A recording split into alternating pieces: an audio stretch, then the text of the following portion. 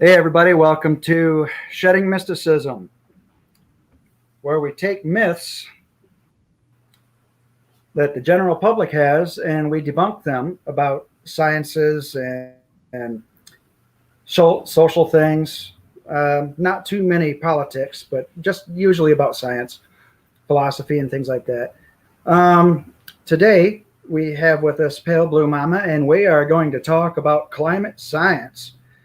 And the links to her channel and everything she's got is down in the description below. So go there. And if you're not subscribed, subscribe, all that stuff, and help her out. And now I'm going to turn it over to her and she can introduce herself and tell us all about the science. Oh, just you want to know all the science of climate change? No. I'm Pale Blue Momma, newly monikered. Amanda, it's fine though. I am a climate scientist, and I have a channel. I just talk about whatever I want to talk about. Usually, I do mostly a lot of going after anti-science and some politics, some secular stuff. So that's about it. That's me. Cool. What typical topics? Now, I was thinking too. Here's a myth. One of the videos that I watched you do was on forest fires due to climate change, and then I went and talked to a few people, and this is different things, and they're all, no, I don't agree with that. I don't think it's climate change. It showed people on the left starting the fires, and it's like, no, that's a myth. And could you elaborate on, that scenario?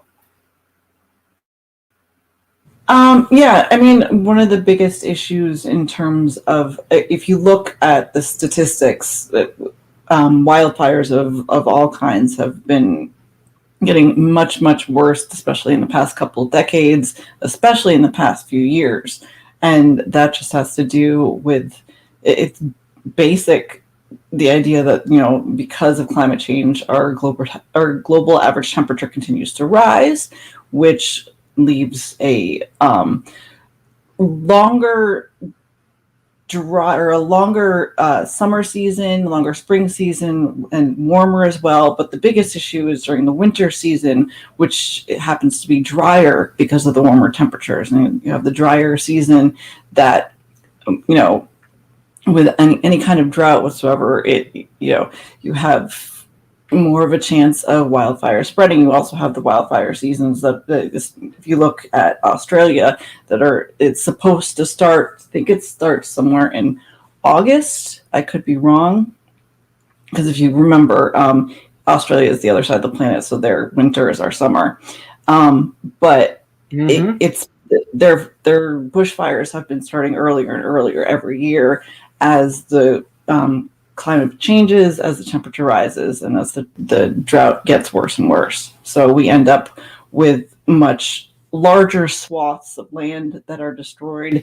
It's harder to fight the wildfires because there's less water to be had in the area. It's a huge issue, and that's one of the big red flags when it comes to climate change that we can point at and see this is a direct result of climate change. Look at the data. There's so many more wildfires. The wildfires are lasting so much longer. You have the forest fires in California as well. And, if you keep up with the news, you can see consistently, this is the worst wildfire season that California has ever seen. And then every year you hear the same thing, and you think, well, maybe they're just dramatizing it. No, they're not. It is the worst every year, and more people are dying from it every year as well, and we're putting the firefighters at risk, and property damage, as well as destroying the ecosystem in that area. When you level an entire acres and acres and acres of forest, you're killing the species that live there, and it takes a really long time to bring that back. And a lot of the times, especially now, you could run into endangered species that live in that area and completely wipe it out. And that affects the ecosystem of the area as well as everything else around them. In fact, that's what my job is in climate change is I work with seeing how species are affected by the changing climates and how their surrounding ecosystems are affected by their either, we do projections to see what will happen to the ecosystem if a species is lost due to climate change. So. Man, that was an earful. But every bit true. But yeah, that was a very good a learning point there too. It's I don't know how to say that. I was on a show yesterday, I think it was, and a guy from Canada was talking about the deforestation. They'll go in and they'll take out an entire mountain valley, even half of the trees out, and most of the animals don't have anywhere to go. Now they still got a lot of wolves there, and in order for the wolves to get to their prey in the wintertime, they gotta bounce through all that 3 or 4 foot of snow. Well, now the snow isn't quite as deep as it used to be. There's less animals, and they're all stuffed in little pockets of woods and stuff. And now they got actual roads packed down from snowmobiles and tractors and stuff, or whatever, from the logging industry. So they can go from one end of the valley to the other at ease and just gobble up everything. Yeah. And then the following year, they'll be like, okay, there's plenty of food. And by nature, they'll just, instead of having 1 or 2 pups, they'll have 6 or 7 pups. So now you've had a pack of a half a dozen wolves. Now you got about a dozen and a half wolves, and you got to feed them all. So it's just a downward spiral in that little valley where they're just gobbling everything up. And they do this for the next few years. Next thing you know, there are no elk, there are no deer, nothing else survives and then the wolves eventually, they'll move on or die off or whatever they do. But there's just way too many of them. So just even small patches of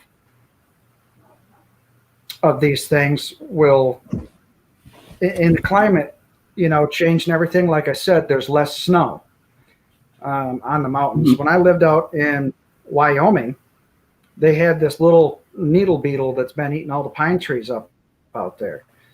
And all through Yellowstone, they got 3/4 of the pine trees that are dead now. And just because they haven't had a winter of 10 days consecutively below zero. So so whenever it starts to thaw out a little bit, they come out more and they start eating the trees. And they got forest fires because of that also. Yeah, that insect populations can completely decimate a forest and end up kind of contributing more to the wildfires, because you end up with a lot of fuel that's left over after they will completely strip apart trees and stuff like that. But it's interesting you mention the beetles, because not beetles itself, but when it comes to climate change, you also have the problem of increasing disease vectors. Because as the climate continues to, or as the temperature continues to rise, as the climate changes, you have areas of our climate that are expanding, warmer parts of our climate. In fact, that is what we're pretty sure has happened with climate change, or with the coronavirus, is because as the temperature in certain provinces I think it's not, I want to say Wuhan is the city. I think Wuhan is the province itself. But for years now, not only have humans been expanding their population and encroaching on the forests where these bats had habitat, or where these bats' habitat was before, but also the warming climate has allowed for many more species of bats to live in this area. I think it's something upwards of 40 other species of these specific bats have populated this area while the humans have continued to kind of encroach upon it. So you have one world coming into another, which allowed for more of a chance for the coronavirus to be spread to humans. Because as you know, the coronavirus is zoonotic, which means it was spread from a vertebrate animal to a human being. So essentially, this whole pandemic thing was our fault because we made the planet too warm. So yeah, disease vector, malaria, dengue fever, Lyme disease. These are all diseases that are zoonotic in nature and have increased in certain areas of the world in the past couple decades because, as you know, like I live in a subtropic area in Georgia, and as the temperatures continue to rise on the planet, the subtropic area gets more and more north. And so species of mosquito, for instance, that you would only find in Florida at one part, you're now seeing in Virginia, and they're able to spread diseases easier because as opposed to where many other species on the planet, if not most, are negatively affected by the temperature rise and the effects of climate change. Insects are kind of a little bit of, they like the warmth, they like the, they can live, easier as the climate area spread, and you have increases in disease vectors, which leads us here. So, yeah, not to mention our own activity back and forth and whatever we're doing. We have a lot of invasive species, including plants and insects, and that takes a very big toll on the environment also. And a lot of these things are coming from areas that are tropical or subtropical, like for instance, the that little tinky tiny beetle in my area that's eating up all the ash trees, the emerald ash borer, that came from a pallet from China. And now all the ash trees, I mean, we got new ones shooting up and everything, but all the old ones that you can actually make something out of are pretty much gone. They're all falling over, and other trees are taking their place. And so there's no good ash wood where I live anymore, and pretty much all across the Midwest. It's just because of one mistake somebody made from trade.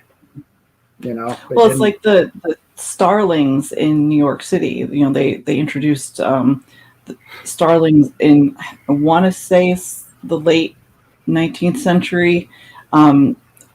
Something to do with Shakespeare, yada yada yada. Let's have some starlings in New York City for some fucking reason, I don't even know. And their population exploded. For some reason, that species really liked it there. Wow. But the species that actually lived there to begin with, especially... Aha. Now there's evidence of evolution right there. We still got dogs. Those things happen. But the species that already lived there, a lot of them their populations have completely diminished because these very plucky starlings have pretty much taken over. And you will go to New York City now and you will see starlings everywhere, especially in Central Park. And that, again, introduced by humans just for the fuck of it, I guess. But it was a very good kind of learning experience as to what happens when you take a species that doesn't belong and put it in an ecosystem. It doesn't work. Either the species is going to completely die off because they can't survive there, or something like this will happen and they will thrive, but the species that already live there will be affected by it. So right, yeah. I was did you have any other myths that you'd like to shed some light on before there's any questions and stuff? Hold on a sec, honey. It's again until my son came home from school. I'm doing a show. I will be in a few, okay? Okay. I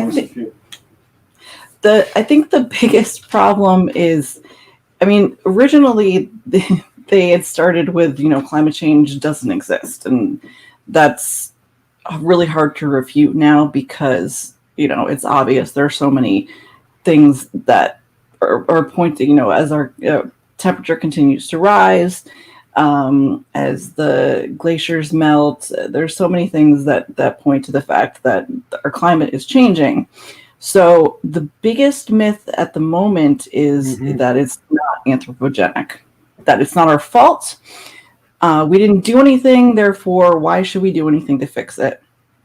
And that is the thing that I fight against the most, because yes, it is our fault. And you take something as basic as, say, the Keeling curve, which is a graph that is very basic, just shows the amount of carbon dioxide in our atmosphere in I think it's the last 150 years, roughly the time since the beginning of the Industrial Revolution, which is, the catalyst as to how climate change came about.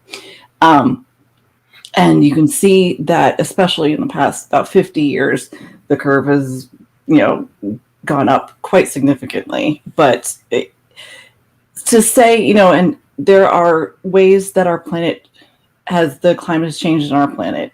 It's a natural process. It happens. It's happened, I think, 7 times in the last 800,000 years, a major climatary shift within our planet that has been of a natural basis, whether it be the tilt of the Earth or the sunspots. It could be volcanic activity. There are a few things that eventually change our planet, as it has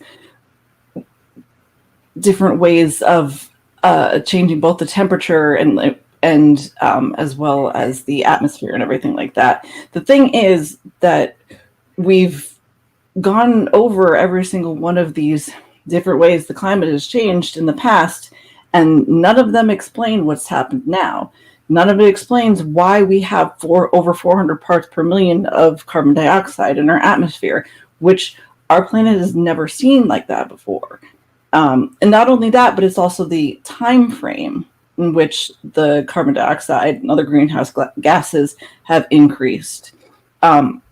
Normally, when the climate shifts on the planet for whatever natural reason, it takes a significant amount of time.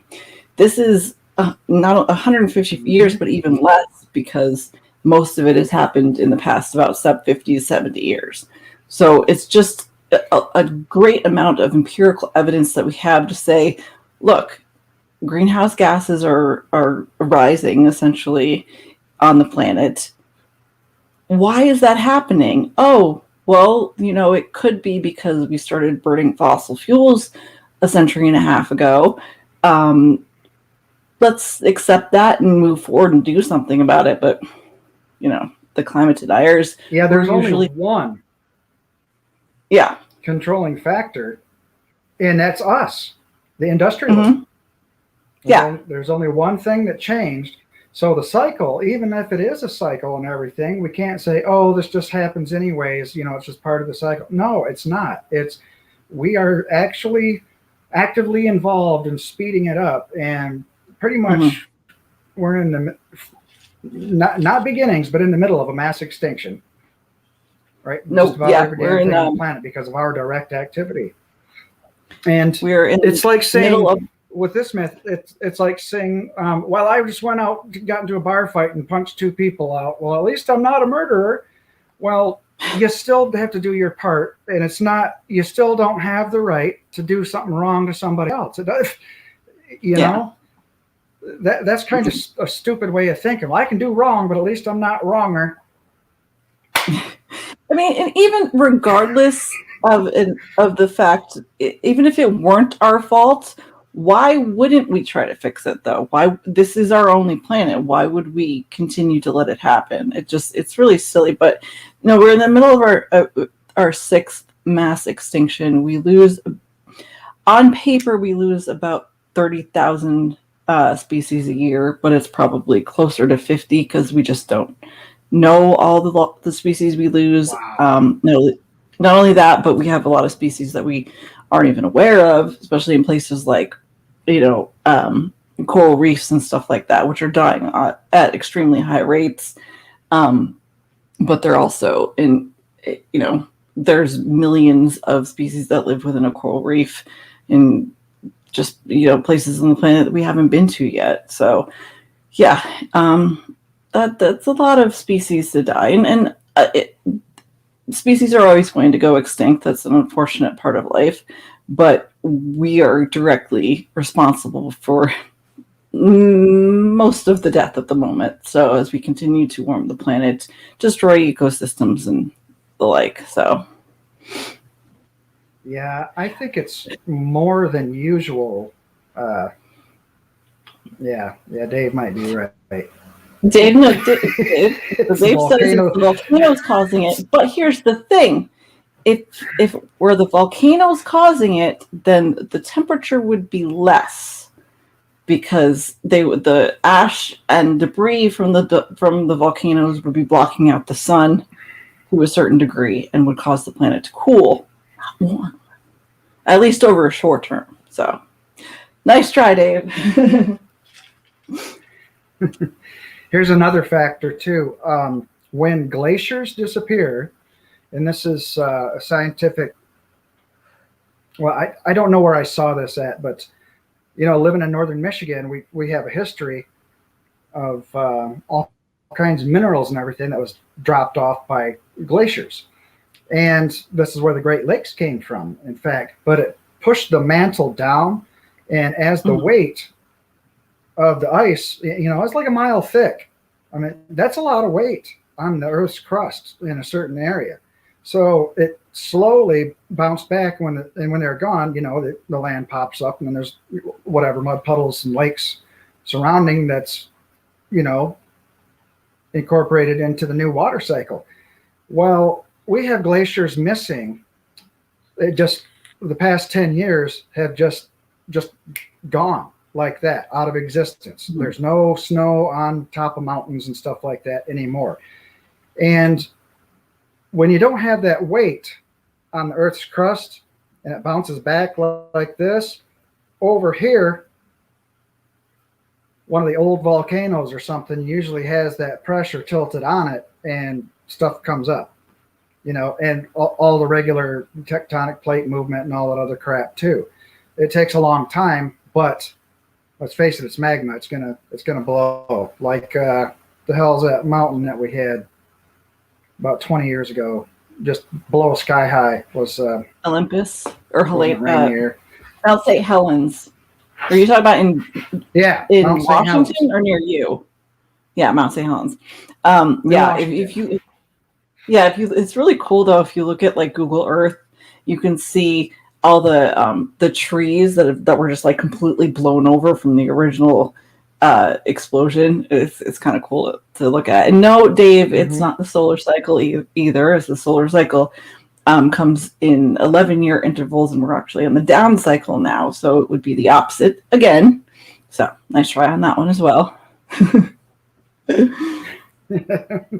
it's every debunker here, right? No, he knows he knows it, but I think he's just bringing up the normal arguments, every single one that we're able to point to and just say, no, that's not it. It's still the fossil fuels that we're burning, and there's not much we can do other than to fix that and do something about it. We cannot continue to burn fossil fuels at the rate that we are. In fact, we shouldn't really. We have plenty of technology to replace fossil fuels. There's no reason we need to continue, but big oil is the largest lobbyist group in America, and they have a lot of power, and they give the GOP a lot of power, and yada yada yada. This is where we are. So, unfortunately, they go circle of stupid. And that's one of the biggest parts, though, that it is, when you have people in a position of power, politicians and the like, that continue, even though they know it's wrong, but they're spreading lies for their own advantage, because they keep getting those big checks from big oil. It's the less educated people that will buy into it and continue to spread these kind of myths. So yeah, we need a system where capitalism switches over to working from the bottom up, not the top down, and everything, including automobiles and things. I mean, it's a necessity of life now. Yeah. It's not, we don't have livery stables all over the place. Everybody's working longer hours. We can't just, tie a horse up someplace and just leave it there. This is a way of life. We have machines to cart us around. We don't have horses dying in the streets of New York and somebody come by and pick them up and then toss them in the, wherever on the outside of the city. We've created a better society in some ways, but we're using too much energy and money to get it done. So now everybody's impoverished. They have to be connected to these necessities of life, and other people get to control it for us. So, and make those same people get to make the rules, so we can't make it even any better. So, because those in power want to stay in power, and they do not want to get rid of their investments and their big old corporations and things. So, changing the world in that fashion, I don't see it happening unless all the old geezers die off and nobody's, acting the same ruthless way about the oil industry and other industries like it that contribute to this global thing that we got going on. Yeah, there is hope that the younger generations seem to be more accepting of the science, but at the same time, these boomers, essentially, they were once environmentalists and the liberals, but they grew up and got money and became Republicans. So there's always the chance that this cycle may continue. But we have to keep fighting it and hopefully dispel all the bad science as best we can. Yeah, I another energy need is the water cycle itself. Like, criminals have made a city in Nevada way out in the desert. They took a natural river and diverted it, dammed it up, and all that stuff. And now the ecosystem, by the time it gets to Mexico, where there's supposed to be a big floodplain and swamp and all this for all the birds to come on and turtles and whatever, great big ecosystem that's pretty much drying up and is almost gone now. But they try to keep it going. In the springtime, they'll empty all that stuff out and let the water, flow. But for the most part, it goes to human consumption. And they're out in the middle of the damn desert. They got these great big fountains just to show people how much power is there. And that stuff just evaporates. And where's it going? Well, it's still part of the water cycle, but it's getting less and less. And just the weight of the water itself, too, like I was discussing, sets the earth off a little bit over time. But right now, even the dams are they're drying up, just like Saudi Arabia. I don't know if you remember the systems that they built over there. They was drilling into the aquifer, and then they'd have like a ditch, great big wide 10-foot ditch, and they pump water all the way across the country.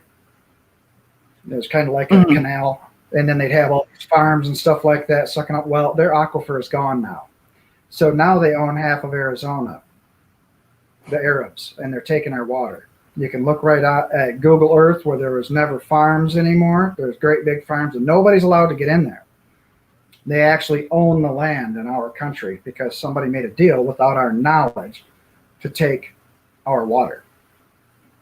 So just to feed people over there. So it's a resource need, and it's always been since caveman days about the resources and what it takes to trade for them. It always has been, it always will be. Money is just a representation, but owning the actual resources, now that's true power. Yeah. Dave makes a point that water is an energy problem rather than a water problem, but it's fixable. the energy issue is what needs to be solved, he says. And yes, that one thing leads to the other. In order to, fix the water problem, we have to be able to fix the climate problem. But it's true that water, there are places in this country even that people can't get fresh water. Especially, there are lots of places around the globe that no longer have the ability to get fresh water. That's why we have climate refugees now, because people that have lived in already relatively dry climates, or as the temperatures continue to rise, their climate shifts in their area, and so drought, especially in places like there are certain places in the Middle East, and there are places in Africa, and there are places in South America that are really hurting from drought, that there's just no way to grow food for themselves anymore. They have no water to drink anymore, so they have to flee. They have to move because they just can't live there anymore. As third world countries, that people can't just order, some water and food from Amazon and be okay. These are places that they have to be able to sustain themselves, and when the water is gone, they cannot feed themselves, they cannot drink, they need to go. And we are greatly contributing to that. We have 4% of the world's population, yet we contribute in America 25% of the carbon dioxide into our atmosphere. And yet we close the border and tell these people, go fuck yourselves, die and it's starving and without water for something that we caused.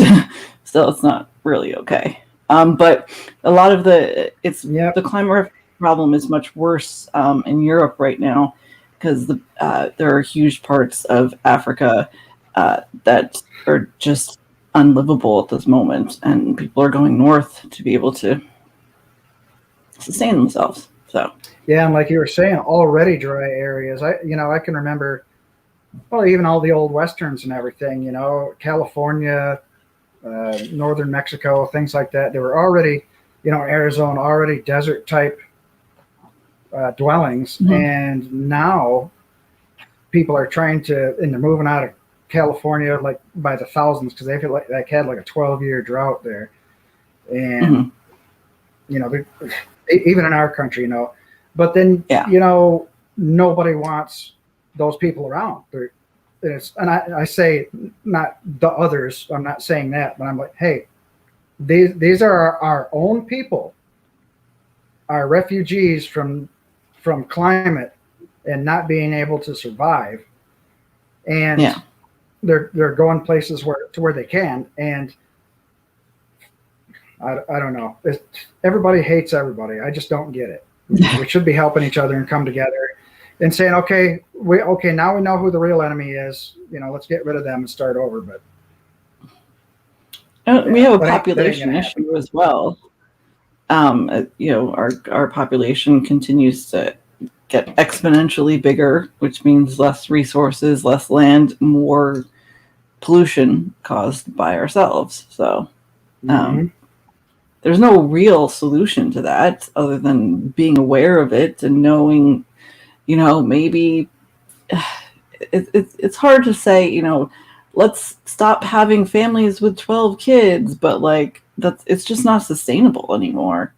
Our population will continue to grow as long as that happens at a ridiculous rate. The bigger it gets, the even bigger it's going to get, and the more carbon dioxide, the more methane, and all of that we're going to continue to pump into the atmosphere and kill ourselves with, and every other species on the planet. So. Yeah, I heard a long time ago, any species that consumes more than it creates is surely doomed. And species that creates more than it consumes will have everything around it flourish. Whatever the hell that meant. But do you want to open it up for questions now, or? Yeah, It's Or what fine. do you think? We've been going for about a half hour. So, all right, I'm going to put a link in the chat. So if somebody wants to come in for a minute and chat with us, and then ask some questions, that would be just fine by us. We're all friends here. Also, hi, Ox and Brian that just stopped by. How you doing? And of course, Dave and Granny are here too. Dave can fuck off though.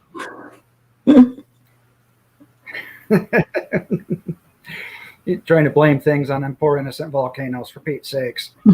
Poor innocent volcanoes. Yeah.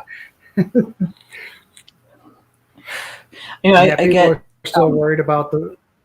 Oh, go ahead. No, go ahead.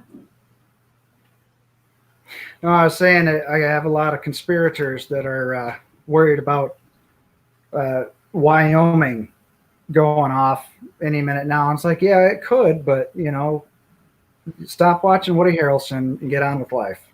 That was a 2012 thing. That was like a decade ago. Get over it and move on. Yeah. Okay, we have not Dave. Hi, not Dave. Sorry, I didn't turn my camera off, so you didn't get the icon, so it didn't really work. I have a question about what viable, or what's going to be the viable storage technology. Storage for what? Energy. Yeah, we're working on it. There are still, I know, because I talked about the idea of we only need 100 square miles of solar panels to be able to power our country, and but an issue is storage, and I don't know. I don't really totally have an answer to that yet, because there are so many issues with the storage that we have at the moment, but there is, the technology moves a lot faster than we think it does. I just don't know it. I don't have the answers yet. I'm sure you do, though. No, well, I don't. I've seen a couple of I've seen aluminium batteries. Ones that literally keep aluminium molten and withdraw. You during the day you melt the aluminium and you cool it down overnight, and as you extract the heat from it, and they reckon they can now produce several kilowatts in a container-sized unit. And I think that's I think something molecular, or that sort of heat type storage is probably more viable than batteries, than what we call batteries. I mean, they're technically still batteries. The batteries are Here's huge. Something about that metal. Their quantum computers are, the science behind that. They're trying to get to absolute zero and freeze the aluminum wires and everything, because you can use other metals like this too, but once you get the metals, so you got all these atoms like this, and that also creates heat, because the electrons are bouncing off of them and they're shared and everything. But once you cool the metal off to a certain point close to absolute zero, everything straightens out like this, and the electrons just go zipping right past it. You're talking about and it saves on tons of energy, except for but they have to use a lot of energy to get it to that point to begin with. So we've got it. We've got it. I just thought I'd add that. Minus 40 Kelvin. We're working on getting it higher. If we can manage to get a room temperature superconductor, it will change the world. Mm-hmm. Because the resistance transmission. I mean, I can't. Do you know what the grid losses are? We lose a huge amount just moving electricity around the grid. I can't remember how much though. It's a significant portion, but again, considering the viability and renewability of solar, it's not like we're going to run out of it, but at the same time, having to use those resources and use the batteries, it's still a better option than fossil fuels. And like I said, the technology continues to, I mean, I've read, I think I probably read every 6 months about, a better storage technique, especially using any type of cooling, natural cooling, such as water, is something that they tend to use more now. One of the things that they do is they have these new panels that they put on bodies of water, that man-made bodies of water, so that they can hold in the heat, and then the storage that they use is also somewhat cooled by it as well. But it's still still not as, there's still a lot to go, but the technology will come around eventually, hopefully. So I just don't know what it is yet. Do I think that, I hope that, the idea of the Accords are a start, Paris and Montreal and Kyoto, we are savable, but it is a matter of us coming together. It's just, can we? I don't know. At the moment, it doesn't look like we're coming together very well on this subject, because there's too many people saying, fuck you, I don't care, or it's not real, or whatever it is. I have one more question and I'll run away rather than monopolize. Do you think we're going to hit a point on the other side of it with carbon capture at any point in the near future? Not near future. I don't really know what near future would be, but I have a lot of faith in carbon capture because of just the advancements of the last 5 years alone. That's another thing where the technology, there's a ways to go, but we're putting so much effort into it. And there are multiple different forms of carbon capture that can be used and utilized. It's just a matter of infrastructure and money, and the desire to do so. I think carbon capture is a huge factor in being able to combat the effects of climate change. I was fascinated watching submarines, watching the US Navy, how they recycle their CO2 out the atmosphere on a sub, and they use a completely closed system, and I have no clue. I tried to look it up and couldn't find nothing on whether or not that can be commercialized at a bigger scale. Because it's completely closed. Yeah. I don't understand why not, and it works. Yeah. It is completely they nothing. It just takes energy. Again, more energy. We have with renewables, we have excess energy. I've not been able to find out whether or not that's scalable, but or whether or not maybe the issue is that it gives them CO2 and they still don't know what the hell to do with it. My father was in the Navy, and he spent long amounts of time on a nuclear sub, and it just reminds me of the fact that he told me that he would spend months at a time just inhaling everybody else's farts. So that's what it reminded me of. Sorry. I haven't I'm sure. That well. I'll let you know what I hear. My former editor was on it. He was a cook on one of those submarines too, and told me a few stories, but he's always feigning, it's top secret, I can't tell you anything, tough guy, blah blah blah blah blah. Okay, just who cares? Just edit my books, and From that perspective, Smarter Every Day has been going around doing each system in the submarine, and at each point he looked over to the commanding officer on the ship to find out whether or not he is allowed to ask the question he has asked. No, you're not allowed to know anything about that. That's crazy. Right. I shall leave you be. Thank you for having me. Thank you, Dave. Mwah. Thank you for coming on. Okay. I don't see any more questions. Thank you, Ox.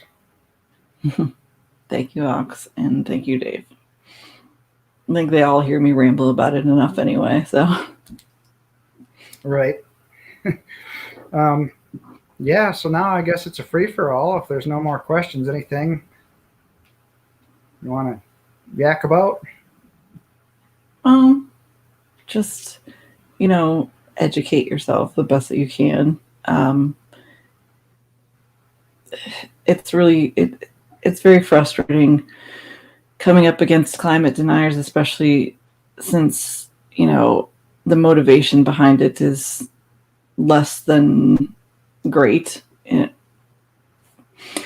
But that's, I guess, why I do what I do. Eventually, we're going to hit a breaking point where there's just going to be too much destruction caused by climate change that people will not be able to deny it anymore, and just speak up and say that's, do all the little things that you can do, recycling, walking when you can, any of it. We all have individual roles to play, as well as the government and the global community, but most definitely, like what Ox said, being, the only way we're going to do this is as a planet. We can't be in competition with other countries. We have to be able to work together, and hopefully that's what Paris is doing, even though Paris is lacking. It could have gone a lot farther. Hopefully the next one will be better. Does NASA know anything about octopuses and meteors? I don't know. And paper is probably better. Only because it's biodegradable. We use, but then again, it's also not that good. Using something that can be reused is better than either. But we continue to, I think something along the lines of only about 6% or less of the plastics that we use are actually recycled. You have to look at like the bottoms of your containers, and it's the numbers and stuff, and even the ones that are able to be recycled or reused rarely are. So we just dump tons of plastics into the oceans and stuff like that, and that is a huge issue as well. In fact, I think we eat, because of the plastics that get stuck in fish and whatnot. We eat pounds of plastic ourselves every year. It's just broken down pieces, but it's coral still always is now adapting to eating plastic. There are, there's a I think a bacteria that breaks apart plastic that they discovered, but it's still, there are other options, just like there are other energy options. So we have to just make the choice to do better, to want a cleaner planet. That's all. Exactly. Yeah, I recycle as much as I can. I have a whole bunch of cardboard and paper. I use my Walmart bags or similar bags over and over, but usually, I have the cloth ones I go in and use, and then I just, put them back in the car as soon as I empty the cans out. Things like that really help. And then seeing how it's springtime and there's not a whole bunch of grass and stuff, I usually go along the road and with big yard bags, and there's always a whole bunch of crap that people threw out their window and over the winter time, and then the snow plows caught it. And I mean, just down the road, I got somebody's fender in one direction and a bumper down in the other direction, big old bags of garbage with dirty diapers in them and things like that. I got a bear that ate most of them, but still got all the little plastic all over the place. But just every spring I go out there and go up and down the road in the side road next to me and pick up a whole bunch of trash. And it's disgusting to me. I can't go for a walk and if a car's coming, if I step off to the side, I don't want to step on somebody's trash. Don't want to cut my feet. Don't want animals to do it. It's just gross as hell. So that, stuff like that, everybody can help do something like that at least once a year. Just take one day. Clean up some trash. Take it to the recycling center. Pretty easy.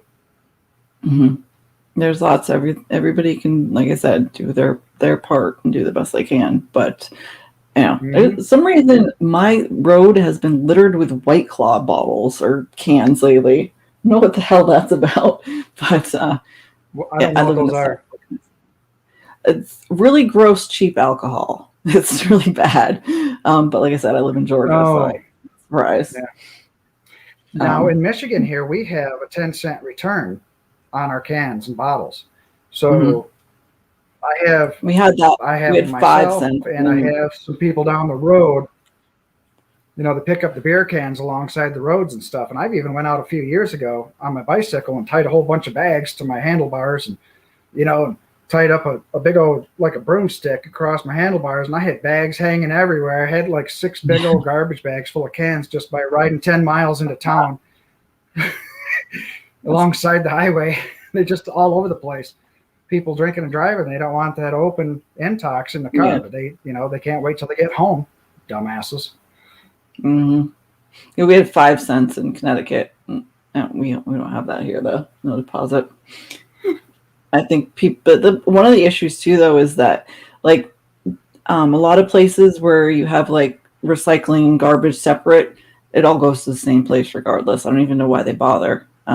Not every municipality actually recycles their recyclables. It just goes to the same place, so you never know. Yeah, I hear that a lot. We have a lot of leaf litter and things like that gets compounded into, you know, like your sawdust blocks and things like that, you know, and they go to power companies, you know, so they burn off leaf litter, sticks and stuff. And instead of, you know, coal and natural gas, which is, you know, even cheaper, but to clean up a lot of areas, this is what they do because they, you know, they discovered in northern Michigan, especially, there's tons of leaves everywhere. In the fall, it can drop up to 1 foot of leaves right in your yard, and that's just from a couple of trees. Yeah. So cleaning them up is, I mean, it's a resource if you can get them right away. And there are companies who come by and actually suck the things up, and the county does that same thing too. But a lot of times they'll catch fire if they put them in a big pile. So, you know, biofuel. Like but there's all kinds of things that people can do. Yeah, just, you know, make a concerted effort. If everybody made a concerted effort, I mean, it wouldn't fix it, wouldn't change everything, but it would be a start. You know, governments have to work, people have to work. We have to actually want to do this. What? Ideonella sachiensis. Is that the bacteria that eats the plastic? I think that might be what he's talking about. I don't know. I could be wrong, but it sounds familiar. I was thinking it was an Italian dish, but probably not. Brian's a huge nerd. He knows everything. Yeah. Yep. So Nerdy Rodent made a comment. You need to get into your inner nerd after I made a comment on our channel saying, you lost me after hello.